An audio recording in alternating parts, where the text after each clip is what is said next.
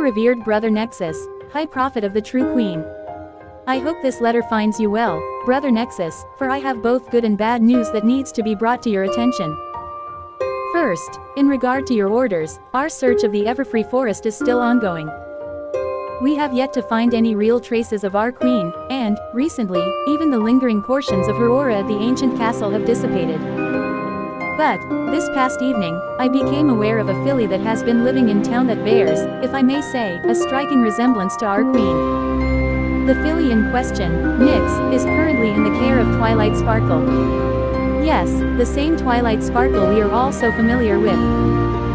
I first saw her at an elementary school play, and I saw her a second time that evening when she shared a meal with Twilight Sparkle, the princesses, and a number of other local mares and fillies. After speaking with my daughter, who shared a class with the filly for a number of weeks, I've come to discover that the filly was admitted as a new student to Ponyville Elementary around the same time our spell was cast, near the beginning of spring. While this news alone is promising, I have been unable to learn anything else. Due to an incident, which was made worse thanks to my darling wife, I am now at odds with Twilight Sparkle. Also, my daughter, who might have proved useful in this matter, has made herself just as unwelcome around the Golden Oaks Library. Thus, I'm reaching out for your guidance, brother Nexus, in how you wish me to proceed. I patiently await your reply. For the night eternal for Equestria's true queen honored brother Rich, prophet of Ponyville. The scroll, which had been delivered to the manor, lay across the desk in Spell Nexus's study. Nexus himself was standing near one of his windows, horn glowing as he held a glass of fine orange juice. He gently swished the glass, and its contents danced under the gentle motions. His turquoise eyes focused on the moon, which was a beautiful crescent in the sky. A filly, Nexus whispered to himself before sipping from the glass. A filly who attends school, who lives with Twilight Sparkle, who was seen in the presence of Princess Celestia, no less. A filly who participated in a school play of all things. A filly, it is not what I would have expected. What are your plans, what are your schemes?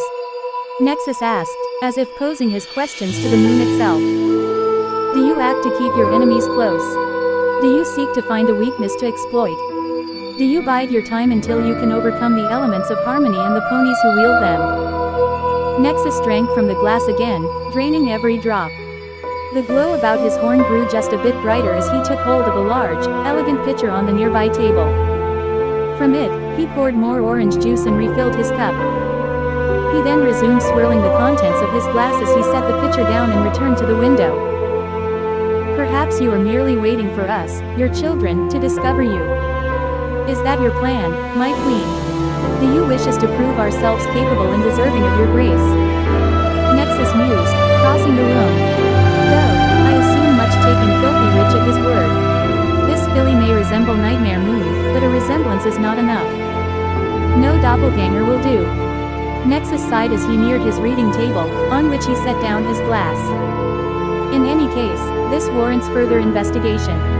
A book floated out from the shelves, gripped by Nexus's levitation magic. Yet, what Nexus sought was tucked behind it. It was a small black book, which floated from its hiding place in the shelves.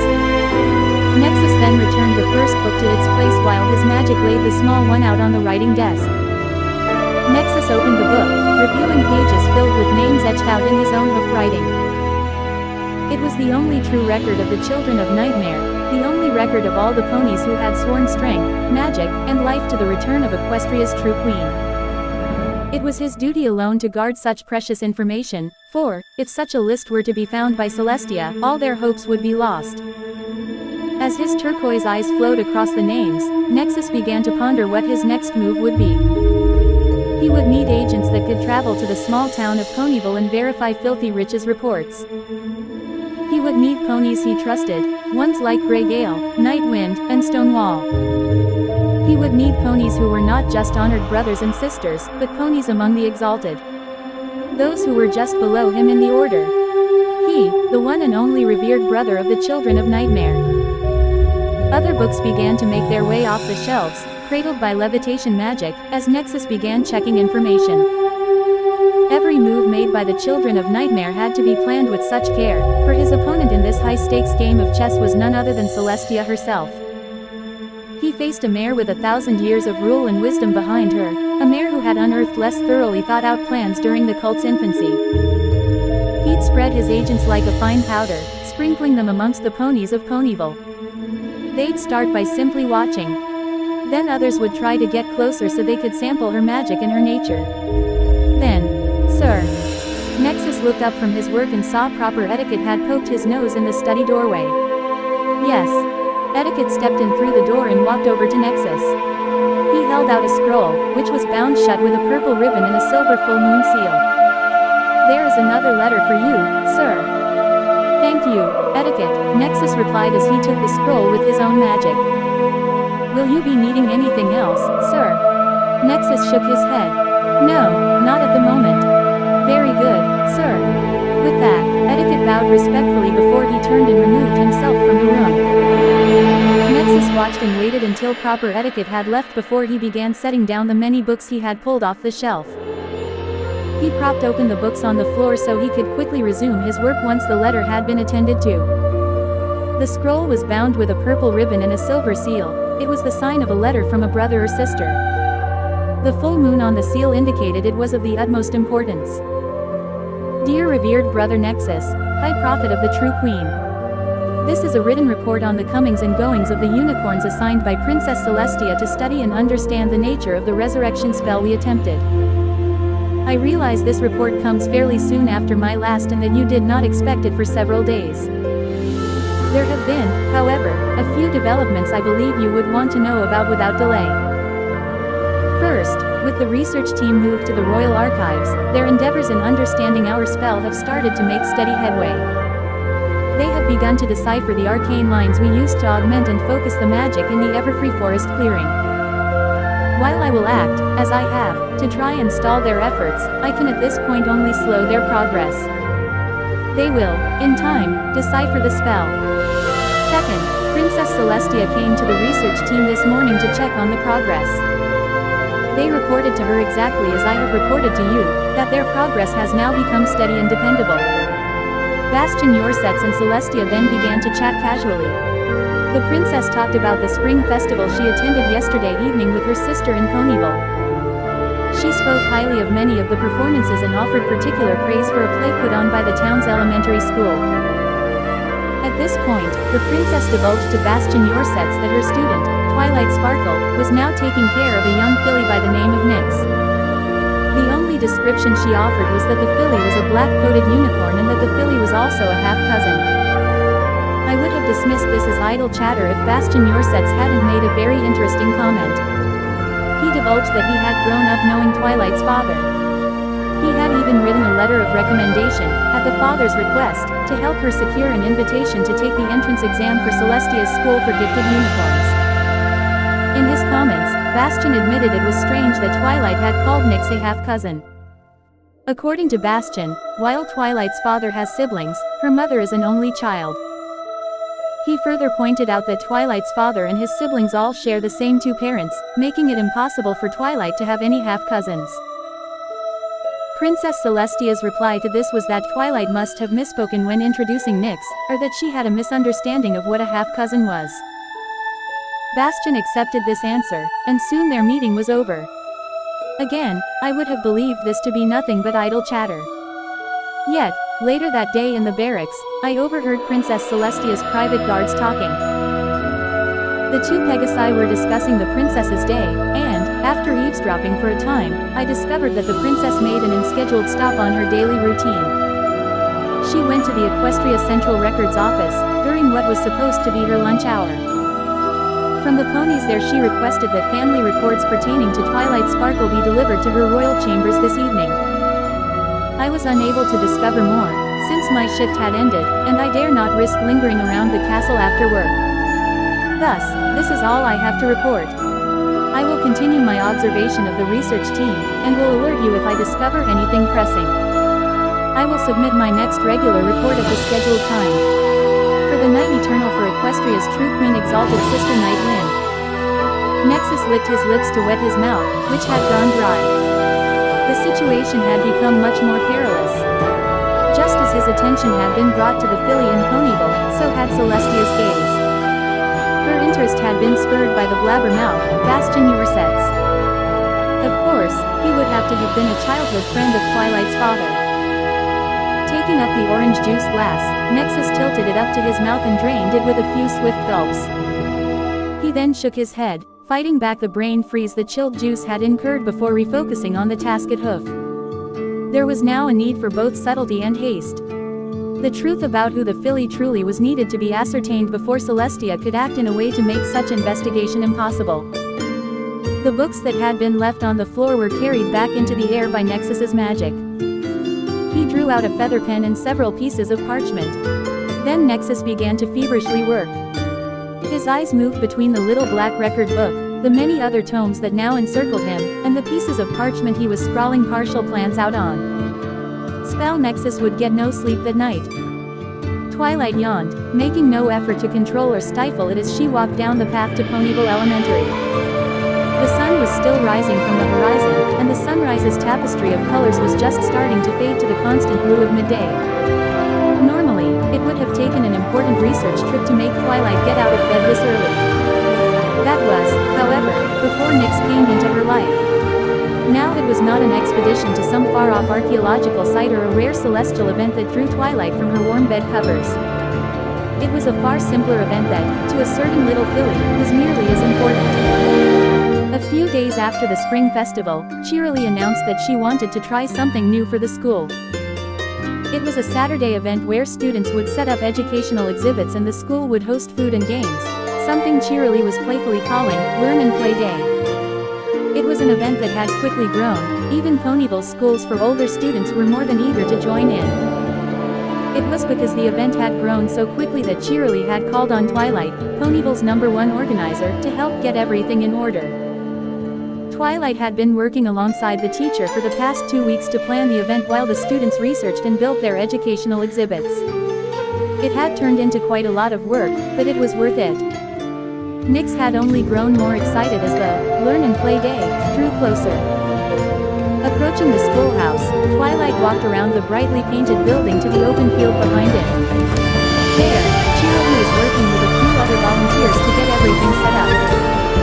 Tables, chairs, colorful strings of flags, and numerous signs decorated the grassy field behind the school, making it almost as inviting as the schoolhouse itself.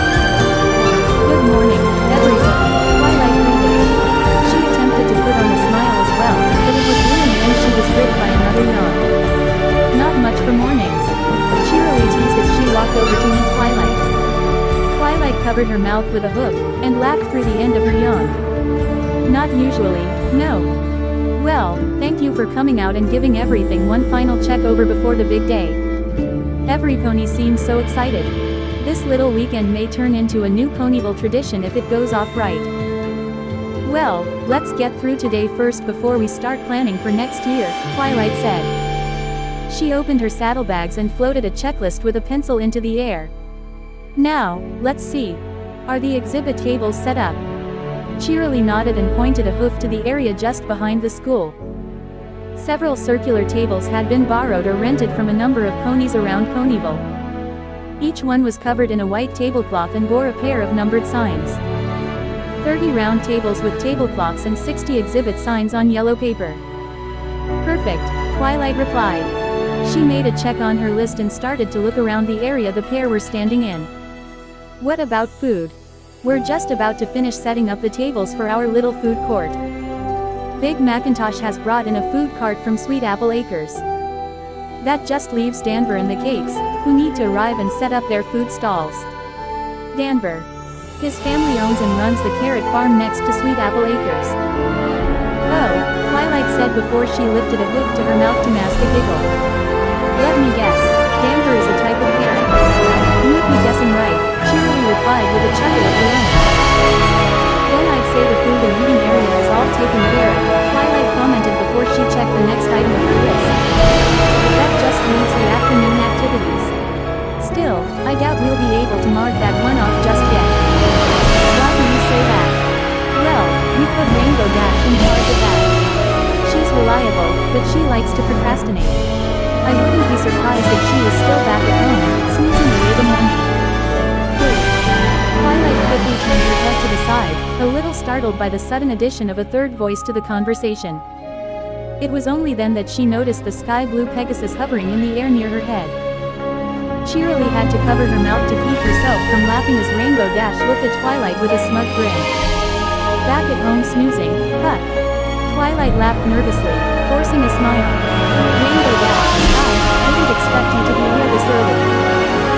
Rainbow chuckled, landed next to Twilight, and folded her wings. Relax, please. On any normal day, I would still be asleep, but this is just going to be too awesome. I just had to get up early, not only to clear the skies, but to make sure all my cool sporting events were ready. What do you have planned, anyway? Cheerily asked. I've been too busy making sure the student exhibits would be ready to keep up with everything else that's been going on. Oh, tons of stuff. Rainbow Dash energetically answered. When I was at Twilight's library last week, I checked out a book with a whole bunch of killer ideas, and now I've got something for every pony. Got things for just the kids to do, things for kids to do with their parents, and things for the parents to do so the kids can cheer them on. We've got games for Pegasi, for Earth ponies, for unicorns, and games where you get to mix it up. It is all just going to be so awesome. Wow, that sounds like a lot, Twilight said, unable to hide how impressed she was.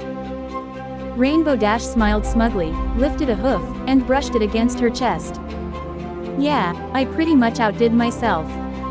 And, since we got so many ponies to volunteer their time and things for free, Cheerily began as she reached under a nearby table and pulled out a box. I actually was able to spend the last of the budget on some prizes for your. Cheerily didn't even get to finish what she was saying. Without a word of warning, Rainbow zipped forward, stuck her head in the box, and began to rummage around inside with a gleeful squeak. You got prizes. Yes I did. And good prizes too, Dash commented with her head still inside the box. There's some choice stuff in here. Oh cool, yo-yos. At that, Rainbow Dash pulled her head out of the box with a yo-yo pinched gingerly in her teeth. In a flash, its string was around her hoof. Then, with an expert flick, Rainbow Dash sent the little plastic disc up and down the string in a smooth motion. Another flick and the yo-yo was in a simple sleeper trick, where it stayed at the bottom of the string but continued to spin. Hey, I used to be pretty good at this, Dash bragged as she flicked her hoof to bring the yo-yo out of the sleeper trick. Rainbow Dash then gave the toy a few more flicks to build speed before she wrapped some of the string around her hooves, resulting in the yo-yo swinging back and forth inside a triangle of string. This here is called the pendulum. Single quote quote. That's great, Rainbow, but shouldn't you leave the prizes for the ponies who actually win them? Twilight asked. Sure, just one more trick. You've heard of Around the World. Well, this is my super double loop around the sun trick. With that, Dash gave the yo-yo a firm flick, jumped into the air, and used her wings to spin herself. A few seconds after starting the trick, Dash flopped to the ground, hog-tied in the string. Cheerily and Twilight couldn't help but burst out laughing as Dash struggled to free herself from the string. Oh wow, Rainbow Dash, that was really something, Twilight deadpanned. Yeah, laugh it up. Now, are you two going to just stand there giggling, or are you going to lend me a hoof? The Learn and Play Day was in full swing the moment it opened to the public at 9 o'clock that morning. The students had set up their exhibits, and each exhibit had been done on a different topic of interest. There were exhibits about farming techniques, about history, about how weather was made, and dozens of other topics that usually caught the interest of school-age fillies and colts. That was the Learn part of the Learn and Play Day. The students learned more about subjects they wanted to know more about, and some parents and other ponies in the community had a chance to learn as well. Isn't this so super duper fun, Fluttershy? Pinkie Pie chirped as she bounced along between the student exhibits while Fluttershy walked calmly beside her. I knew cotton candy was good, and I knew how to make it. Still, I never knew how little pieces of sugar turned into stringy sweet goodness. Fluttershy nodded. Yes, that was a really interesting display. Which one's been your favorite so far? Pinkie asked excitedly. Fluttershy shrank slightly under Pinkie's undivided attention. Well, I liked the one about how caterpillars become butterflies. I already knew about that, but the student did such a wonderful job explaining it. All the kids did a really good job, Pinkie Pie agreed before her eyes lit up. Oh, I wish I could have an exhibit. I'd do one about parties. Fluttershy blinked. Parties. Parties aren't as easy as every pony thinks. There are lots of rules I have to follow for my parties. The Pinkie Pie party rules, Pinkie stated matter-of-factly. Really? Fluttershy asked in disbelief as the pair continued to move through the crowd. I would never imagine you actually had rules for your parties.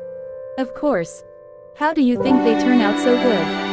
I have rules I can never ever break. And, as long as any pony else doesn't break them, the party is a guaranteed success.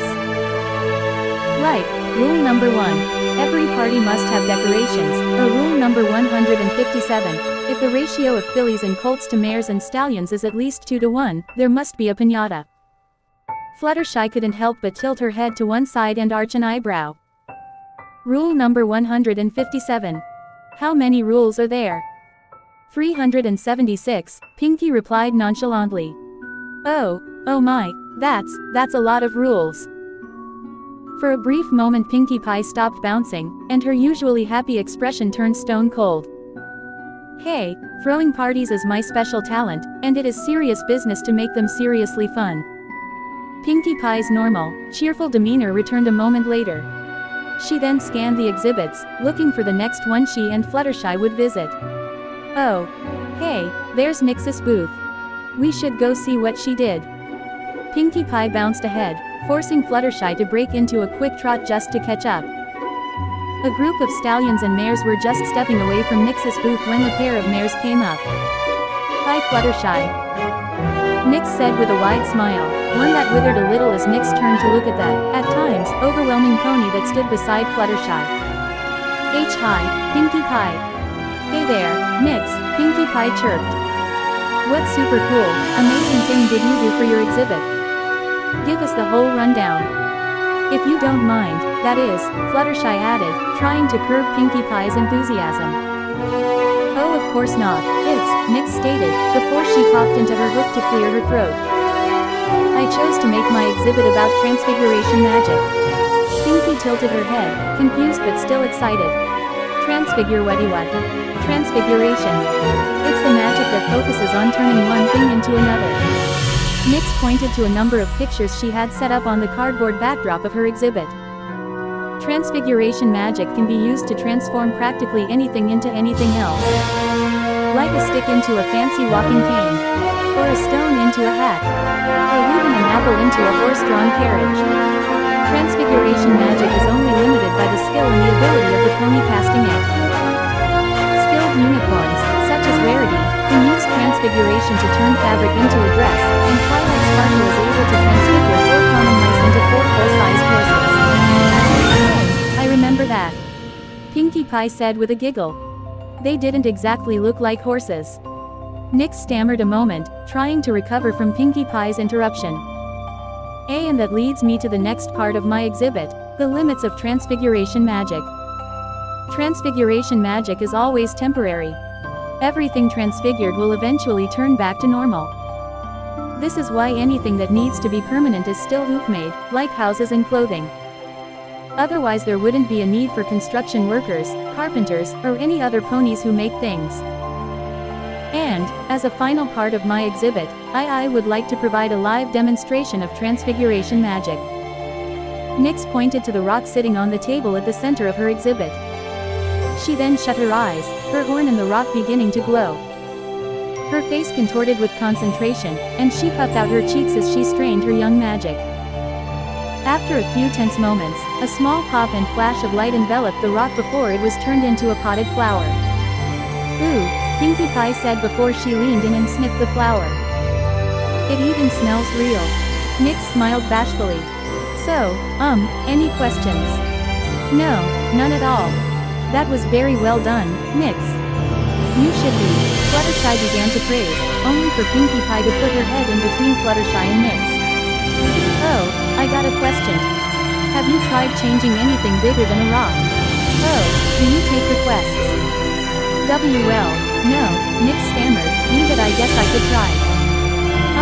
What did you have in mind? Turn that grass into cotton candy. Pinkie Pie said ecstatically. No, wait, turn that into a candy apple. No, wait, you should turn that stallion's bow tie into a squirty flower.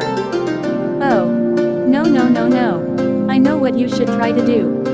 Pinkie Pie was grinning ear to ear as she pointed a hoof at Fluttershy. Turn her into a tree. Nix's head lowered and her ears flattened as she took a step back from Pinkie Pie and her manic behavior. A tree. Yeah. Turn Fluttershy into a tree. Why would you want me to be a tree? Asked Fluttershy, looking incredulously at Pinkie Pie for her odd suggestion. Because, this one time, on a train, I got talking with Rainbow Dash and Twilight, and, for some strange reason, Rainbow thought you were a tree, even though you obviously aren't. But then you said you'd like to be a tree, Pinkie Pie answered Fluttershy before turning her excited blue eyes back to Nix. So, can you turn her into a tree? I don't know. Oh, come on, just give it a try. You never know unless you try, Pinkie Pie encouraged. But, Nix tried to protest. Come on, Fluttershy doesn't mind. Fluttershy. Fluttershy scratched at the ground, drawing anxious circles in the dirt. Well, you do seem really excited, so I guess I don't mind, but are you sure it's safe? We saw Twilight turn mice into horses, and she wouldn't put your animal friends in danger. Well, I guess that's true, Fluttershy admitted, and I guess it would be kind of nice to see what it's like. Yay! Pinkie Pie cheered before she looked back to Nix. So, come on, let's see some of that unicorn magic. Nix took a step back, shying away. Pinkie Pie, I don't know, I don't think Twilight. Ah, come on, please. It will be so totally fun. Pinkie Pie pressured as she bounced with excitement. Pinkie Pie, maybe, Fluttershy began, trying to tell her friend she was being a little overbearing.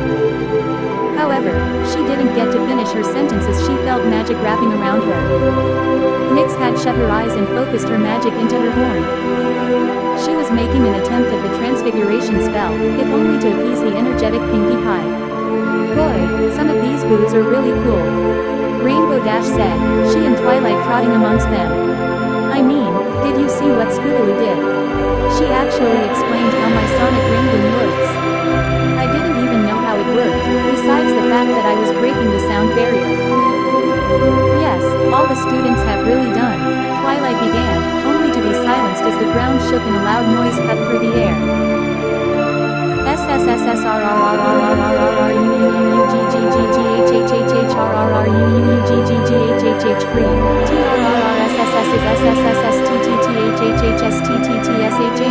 What was that?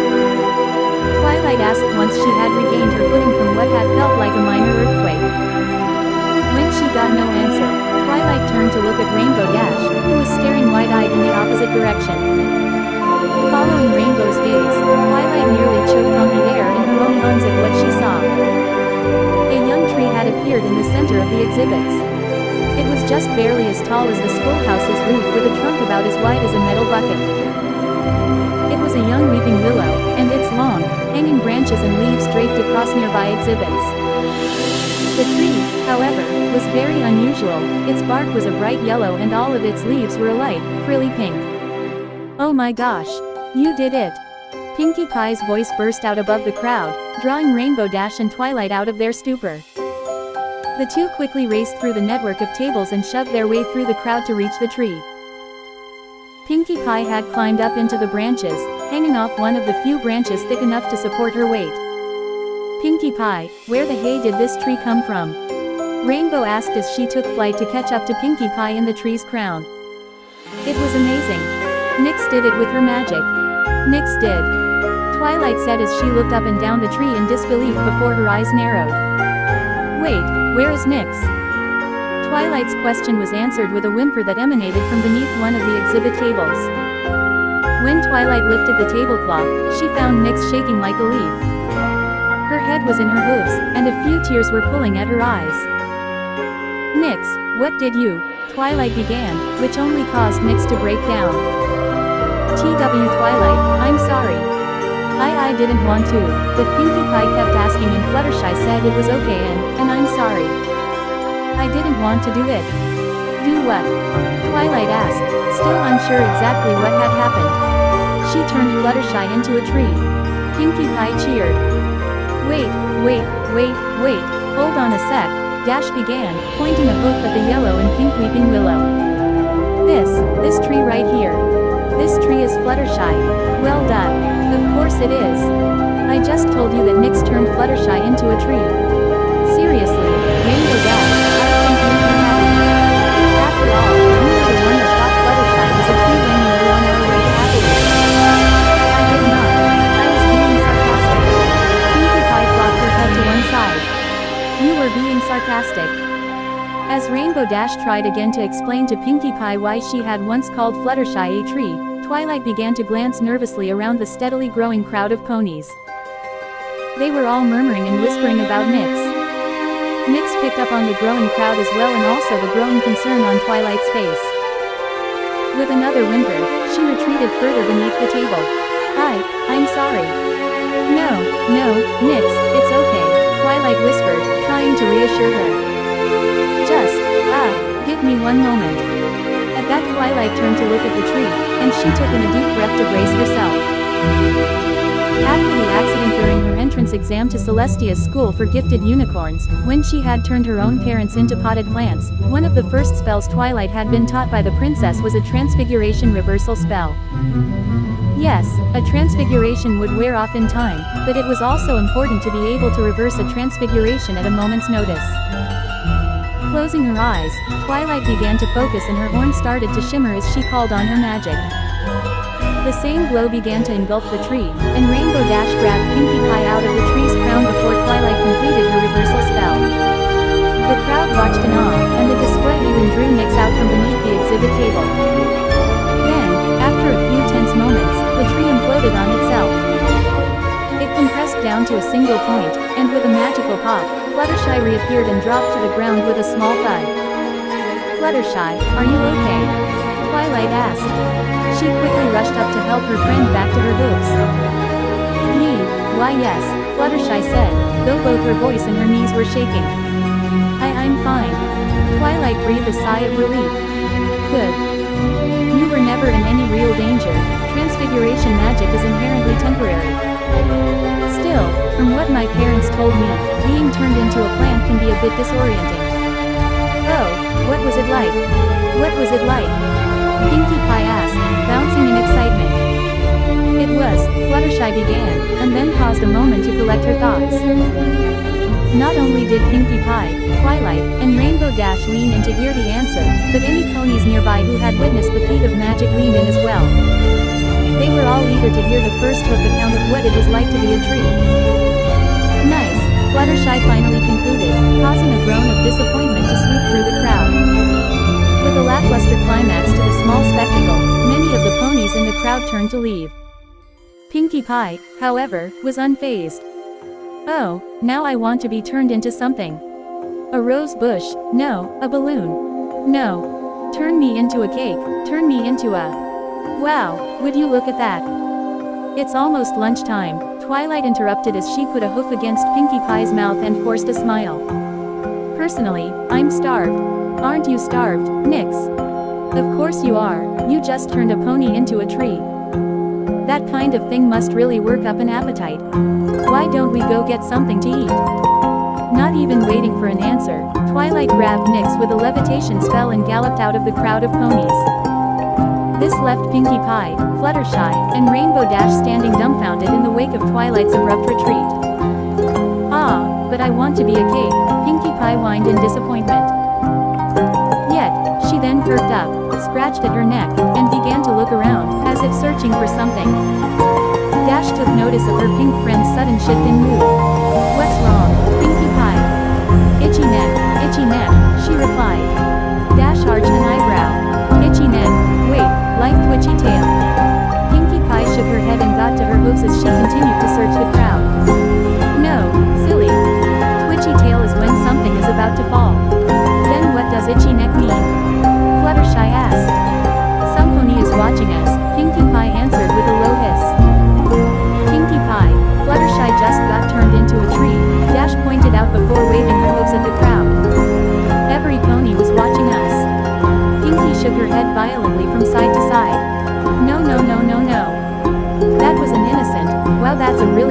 thing that happened, watching. No, itchy neck is a bad kind of watching. What the hey is bad watching? Rainbow Dash questioned.